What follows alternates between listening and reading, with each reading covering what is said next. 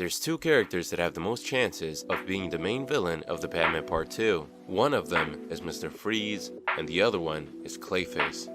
Director Matt Reeves has personally mentioned in the past that he would like to adapt Mr. Freeze, and recently, Deadline reported that Clayface had been included in the latest draft for the Batman 2's script. Both of these possibilities are very exciting because we haven't seen an actually good live-action Mr. Freeze since... Because we've never seen a good live-action Mr. Freeze, and Clayface is one of those iconic Batman villains who's yet to appear on a live-action movie. But the news also got people speculating that the original Golden Age version of Clayface could get adapted. Given that the OG Clayface was actually a failed actor who put on the costume of an old movie role of his and became a serial killer, he's the only version of Clayface that doesn't have any powers, and some people think that this version of Clayface would be a good fit for the grounded and realistic world that the Batman created. But is the Batman actually grounded or realistic though? People have used the terms grounded and realistic to describe Batman movies ever since Batman Begins came out. Even I've done it in the past. But we gotta admit that it's an inaccurate statement to make, because while recent Batman movies might be more relatively grounded when compared to other superhero films and movies within its genre, that doesn't mean that Batman movies are actually realistic. A genuinely realistic movie would be something like My Dinner with Andre, that's literally just about two guys eating and having a conversation for a couple hours. That's a realistic movie, but Batman movies will always be larger than life and fantastical. All Batman movies, even the Nolan trilogy, the very first movie had ninjas. You cannot call a movie with stereotypical all-black ninjas realistic. Like, come on. The Batman concept itself will always be fantastical because he's still a superhero. So I genuinely don't understand people who think that introducing superpowers or more fantasy elements into the Batman 2 would seem out of place, because it really wouldn't. The Batman introduced us to a very gothic and stylized world. Gotham City already seems like a place that doesn't originate from our own world. It already had prominent fantasy elements, and it wouldn't be inappropriate if they were to introduce more fantasy elements.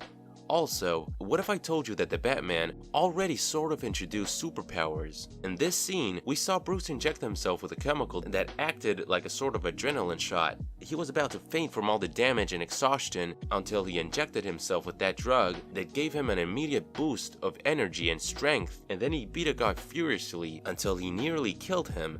And while this drug didn't really give him overt or exaggerated comic book powers, it still doesn't really work the same way or look like a real-life adrenaline shot. Adrenaline doesn't really cause the same effects, and it doesn't look bright green like here. If anything, it's like an exaggerated version of real adrenaline.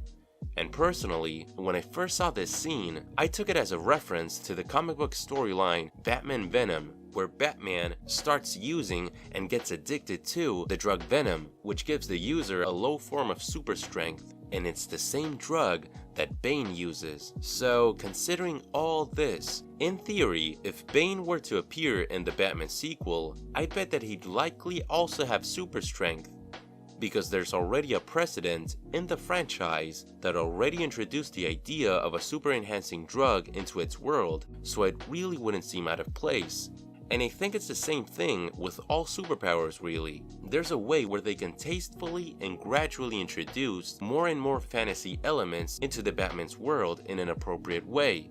For example, if I were to personally adapt Clayface for the Batman 2, I wouldn't give him his usually huge monster-like appearance from most depictions of him. I would focus less on depicting his powers as actual superpowers and more lean on the body horror aspect of his character, and really show how this is a curse and absolutely not a blessing. Showcase the true terror of seeing your body morph into something completely inhuman and the desperation of not being able to control it.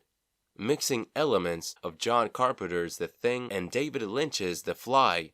Visually, I'd like to depict a more slimmer Clayface, like Ethan Bennett from 2004's The Batman, or the third Clayface from the comics, Preston Payne, who had to wear a suit because he was constantly melting, and he also melted everyone he touched. I'd really focus on the psychological horror of losing your mind as your body transforms into something monstrous that you can no longer recognize as yourself. The Batman took a lot of influence from both the horror and noir genres, and Clayface is a perfect villain for those themes. What better villain for a mystery movie than a guy who can literally transform and disguise himself as anyone?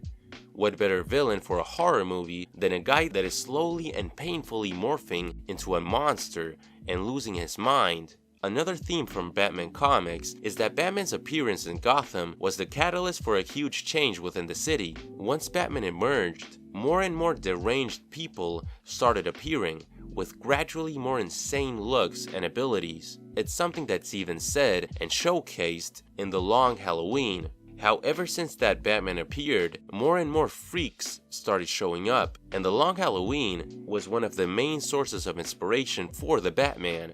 So if they were to introduce superpowers in its sequels, it would actually be thematically appropriate when compared to its source material. And I know what some of you might be thinking right now, that we're also going to get a new Batman on film in The Brave and the Bold, which is going to be set in the DCU. And most likely, we're also going to see villains with powers in that Batman series. So why would they also introduce superpowers in the Batman series? Well, in my opinion, how the Brave and the Bold and the Batman will be separated and distinguished from one another doesn't really depend on superpowers at all.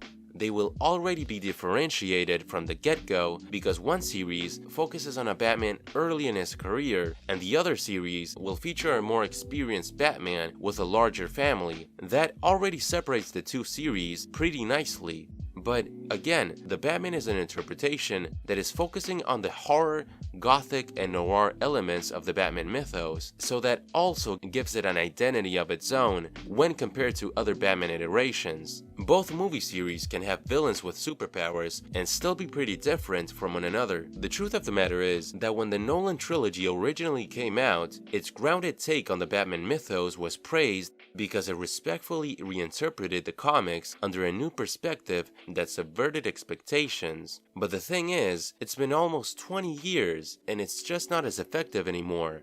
To do a grounded or realistic take on something is not subversive anymore. No one is impressed by this sort of thing. And look, I really like the Riddler's new take on the Batman, and especially Paul Dano's performance. But to have yet another Batman villain to just be a serial killer or a terrorist would be boring, really boring. And I know that I'm not alone in thinking that.